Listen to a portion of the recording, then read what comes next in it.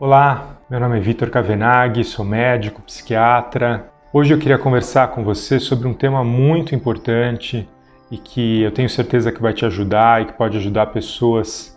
com as quais você convive a terem um incremento significativo em qualidade de vida. Então esse tema que eu trago hoje para vocês é quais são os sintomas do TDAH, transtorno de déficit de atenção e hiperatividade no adulto, e como que a gente pode estar fazendo o diagnóstico.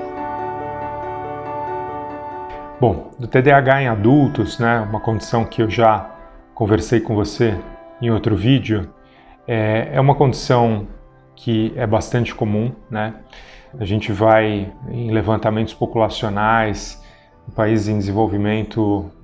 esse número chega próximo de 2%, Então 2 em 100 pessoas, 20 em 1000 pessoas vão ter essa condição, o que é um número bastante frequente e que tem muitos sintomas, Sintomas que muitas vezes se sobrepõem a outras condições psiquiátricas, como transtorno de ansiedade, transtorno explosivo intermitente, transtornos de humor, seja depressão, transtorno bipolar,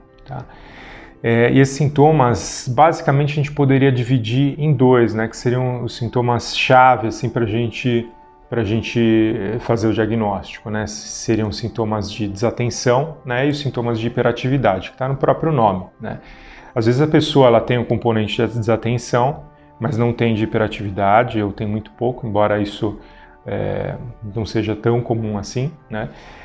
ou a pessoa tem um componente de hiperatividade e não tem tanto de desatenção. Geralmente tem dos dois, Às vezes não tem tantos de um, mas tem alguns do outro, Geralmente é um quadro que acaba tendo componentes de ambos, E o que seria a desatenção, se a gente for ver? Seria uma pessoa que tem uma dificuldade de se concentrar, manter o foco em determinada atividade. Por exemplo, na leitura, a pessoa se distrai rapidamente, tem dificuldade em iniciar atividades, Muitas vezes acaba procrastinando, dificuldade em manejar o próprio tempo, então acaba perdendo prazos, perdendo horário, Às vezes acaba ficando horas fazendo uma determinada ou várias coisas e quando for ver, acaba perdendo o tempo que tinha para fazer uma outra atividade. E a hiperatividade seriam sintomas da pessoa ter uma dificuldade de ficar parado, Uma dificuldade de ficar sentado fazendo uma mesma coisa, então a pessoa precisa estar se movimentando, geralmente opta por trabalhos que envolvam movimentação, trabalhos ao ar livre, trabalhos que não conseguem se manter fazendo uma mesma coisa, então às vezes acaba iniciando várias coisas e não conclui nenhuma delas. Esses seriam os cernes do quadro, mas o que a gente vê também associado a ele um sintoma bastante comum associado é a impulsividade. Também, se a gente for ver, tem uma certa derivação tanto da desatenção quanto da hiperatividade. A impulsividade que seria uma tomada de decisões, às vezes nem tomada de decisão tem, nem passa por essa etapa, mas a pessoa faz coisas, depois se arrepende dela. Muitas vezes age pela emoção,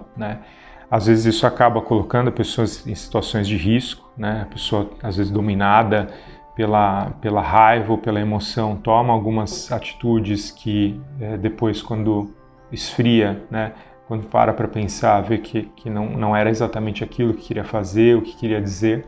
E isso acaba podendo também predispor a outras situações, por exemplo, o uso de substâncias, Então a pessoa às vezes é tentada a provar uma determinada substância ilícita e tem dificuldade de conter o impulso, acaba provando, acaba desenvolvendo uma dependência, Então também o transtorno por uso de substâncias, a adição, o vício em substâncias, também é uma coisa que a gente vê às vezes associado ao TDAH, por conta desse componente da impulsividade. Irritação também é um sintoma que pode estar presente, Então a pessoa às vezes ela vai do 0 ao 100 rapidamente,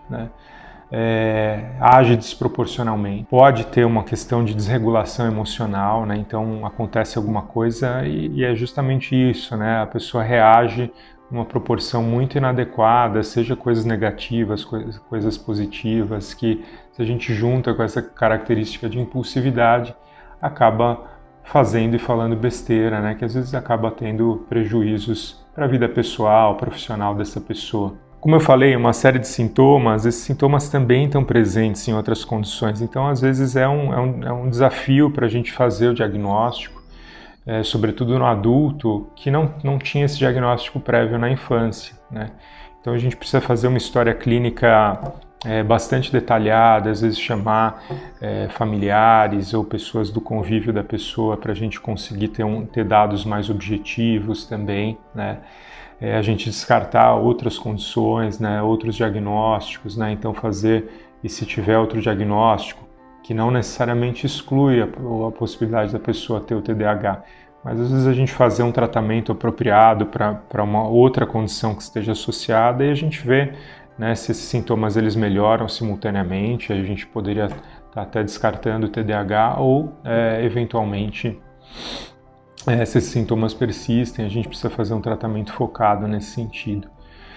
Muitas vezes acaba auxiliando a gente no diagnóstico uma avaliação neuropsicológica, né? Então uma bateria com testes mais completos, feito por um psicólogo habilitado, que acaba dando dados também para a gente somar, né, junto à história clínica e apresentação clínica do paciente, para a gente poder confirmar ou afastar, né, essa hipótese. Então acho que é isso, tá, que eu queria falar contigo hoje.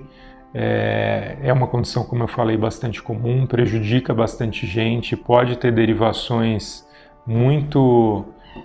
nefastas para a vida da pessoa. Então, se você conhece alguém que tem alguma dessas características, compartilhe esse vídeo para a gente estar conversando sobre isso, né?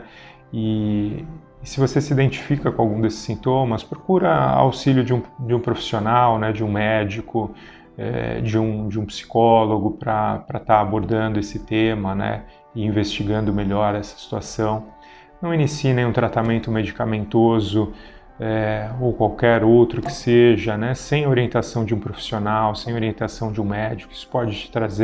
te levar, né, a condições de extremo risco. Então a gente está aqui disponível para isso, estudamos, né, para a gente trazer o melhor para você e te acompanhar nessa jornada, tá bom? Agradeço pela conversa que a gente teve hoje, eu espero ter sido esclarecedor e eu te espero no nosso próximo bate-papo, tá bom? Até lá!